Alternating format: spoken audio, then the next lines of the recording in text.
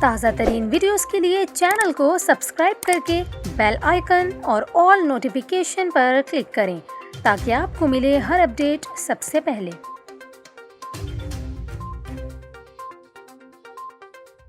اور ابھی آپ کو بتائیں، پاکستان تحریک انصاف کی جانب سے عمران خان پر گزشتہ روز ہونے والے قاتلانہ حملے کے باعث آج ملک بھر میں ایک بار پھر احتجاج کا سلسلہ شروع ہو گیا۔ اسد عمر کا یہ کہنا ہے کہ جب تک عمران خان کا مطالبہ پورا نہیں ہوتا، ملک گیر احتجاج جاری رہے گا۔ واضح رہے کہ گزشتہ روز وزیر آباد میں ہونے والے قاتلانہ حملے میں عمران خان، فیصل جاوید اور دیگر پی ٹی آئی رہنماؤں سمیت 13 افراد زخمی اور ایک شخص جاں بحق ہوا تھا۔